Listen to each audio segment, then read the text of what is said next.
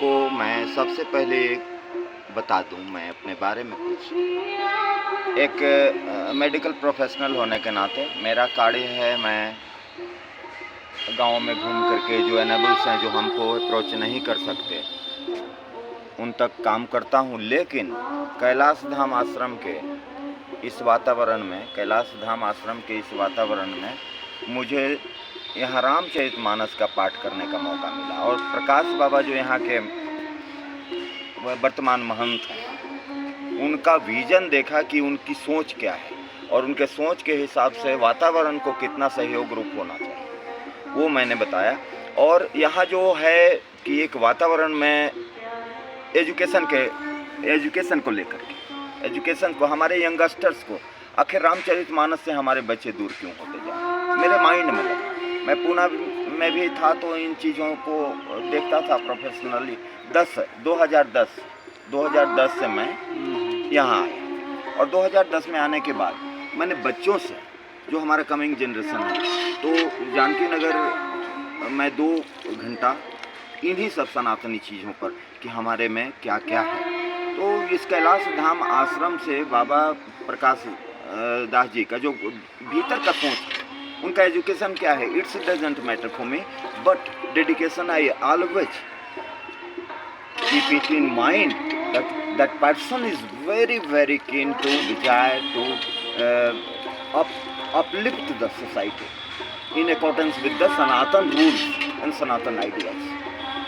हमारे सनातन के, हमारे राम, हमारे शिव। तो कैलाश धाम आश्रम इस पूरे प्रक्षेत्र का और इस आशा के साथ, विश्वास के साथ सर्वथा लगे हुए हैं। यहाँ एक अगर उत्सव आप नाच दीजिए बिना प्लानिंग, लोगों का सहयोग, लोगों का, जन समुदाय का जो मतलब अभिलाषा है, इसके साथ एक जागृति आई। जीर्ण हो गया था ये आश्रम। मैं डरता था बचपन में, मेरी माँ के साथ आने।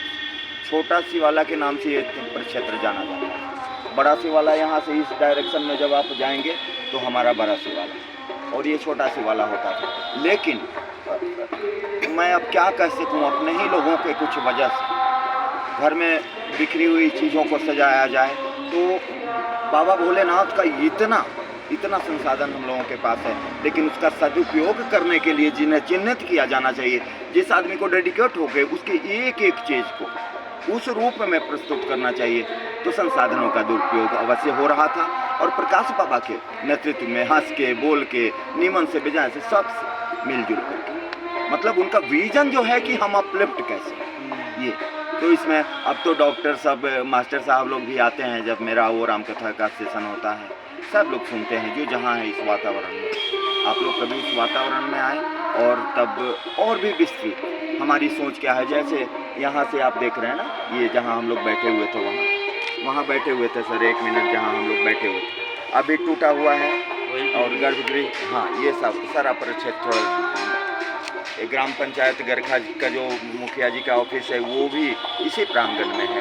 और ये वातावरण पूरा देखिए, आप उस रोड के पास चले जाइए, वो मैकी गांव है, और नदी के पार सर, नदी के पार सारा आपका आश्रम का जमीन है। तो कंसेप्ट ये है हम लोगों का कि आपके वो जो सूर्य मंदिर पर आप थोड़ा फोकस करें।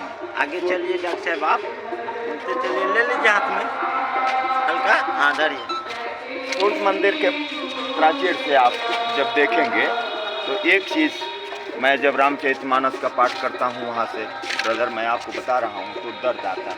आप जरा नदी पर नज़र रखेंगे सर, हमारे चेहरे से ज़्यादा मजबूत है ये हमारे चेहरे हैं, सनातन के चेहरे हैं हम। हमारा रोआ कांपता है जब मैं ये बात कहता हूँ। मैं ज़्यादा बाइट नहीं दे पाऊँगा आप लोगों को, I am a very sentiment. जब हम देखते हैं तो क्या ये हमारा अंग नहीं, ये देखते हैं तो रोआ सिहरता है। ये मेरा असली चेहरा।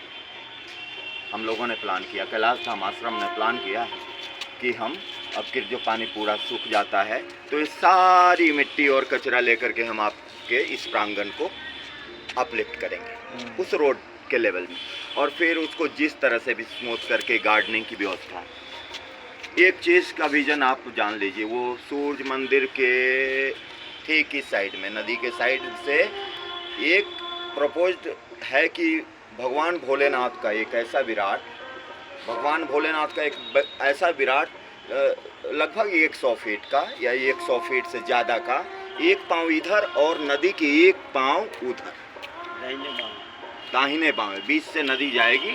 और फिर ये पूरा प्रक्षेत्र जो खाली दिख रहा है, वो रोड पे लोग जा रहे हैं, वो सारा प्रक्षेत्र जो है सो आपका आश्रम का हो जाएगा।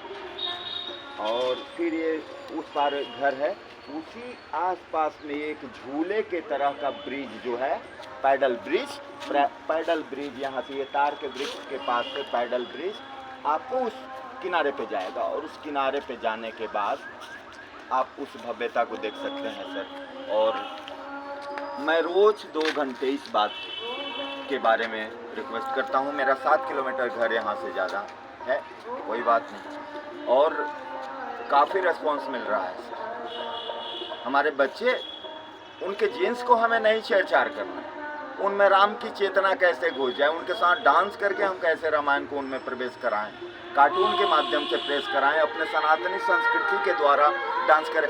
डांस करना चाहता है हमारा बच्चा, किसी को भी बुरा नहीं लग सकता। हम अपने बच्चे, हम नाती के साथ खूब मज़े से डांस करते हैं, क्यों न करें। राधा कृष्ण की परंपरा में हम राधा कृष्ण की परंपरा में हैं, चैतन्य नाचते हैं। हमारे भोलेनाथ का नाच तो पूरा ब्रह्मांड तिलमिला जाएगा। अभी तक किसी के पास वो बीट नहीं है जो हमारे भोलेनाथ ने वो बीट दिखाई। तो अरे क्या बीट दिखाओगे, डिक-चिक करके। एक षड्यंत्र के तहत हमारी पूरी सभ्यता में एक खोड़ की गई, आप लोग भी जरा ध्यान देंगे। और जहाँ तक ये बात मेरी जाए, हमको लगता है एजुकेशन लाइफ में भी मुझे लगा कि एक षड्यंत्र के तहत जरूर हमारे माइंड को डिस्ट्रप्ट किया गया, एडल्ट्रेट किया गया। इस चीज़ के प्रयास के लिए लगा हुआ है कैलाश आश्रम। और हम लोग आशा करते हैं 2007 तक आप सबों का सहयोग रहा और आत्मविश्वास है हम लोगों को। प्रधान जाई देव ऋषि वाणी भोलेनाथ के प्राचीर से 245 दिन से कंटिन्यू रामचरितमानस का पाठ करने का यही तरीका है कि हमारे अब यंगस्टर्स भी, मैं इंग्लिश में भी बात मेरी मति के अनुसार मैं इस बात को, जो मेरी समझ होती है तुलसी बाबा को, इस बात को, और मैं कहता हूँ कि तुम्हारे सपने बड़े होने चाहिए हमारे बुआ, हमारे बच्चे को हमारे सपने बड़े होने चाहिए। और उस सपने को पोसने के लिए यहाँ बुलाता हूँ, इनवाइट करता हूँ। बीच बीच में बच्चे मिलते हैं, बाबा से भी प्रेरित होते हैं और भगवान भास्कर का स्मरण करके हम लोग यहाँ एक दिव्य केंद्र का आभामंडल देख रहे हैं कि पूरे प्रक्षेत्र में, ये पूरा प्रक्षेत्र में एकदम वातावरण को एक सनातनी वातावरण में परिवेशित कर दिया जाए। सबके सहयोग से सब संभव होगा सर। और बस बहुत बहुत धन्यवाद आप लोगों का। और शिक्षा में जो प्रवेश हुआ षड्यंत्र के द्वारा हमारे माइंड को एडल्ट्रेट किया गया, हमारे बच्चे को वीडियो चैनल या सोशल साइट के द्वारा एडल्ट्रेट करने की षड्यंत्र चल रही है। हमारे बच्चे वेस्टर्न सिविलाइजेशन में ज़्यादा रस ले रहे हैं। सो हमें एक डिप्रेशन फ्री लाइफ हमारे सोसाइटी में हो, इसके लिए मैं प्रतिबद्ध हूँ। और बाबा का साथ रहा तो ये चालू हो चुका है। व्यापक रूप से इसका प्रस्तुतिकरण भी देखने को मिलेगा। मई जून के बाद ये एक सौंदर्यीकरण हम लोग करने जा रहे हैं, पूरा कचरा निकाल करके करेंगे पानी सूख जाने के बाद। और प्रशासन के सहयोग से एक ऐसा जाली हम लोग लगाएंगे अपने परिक्षेत्र में कि हमारा जल राशि कम से कम यहाँ आने वाले को एक वातावरण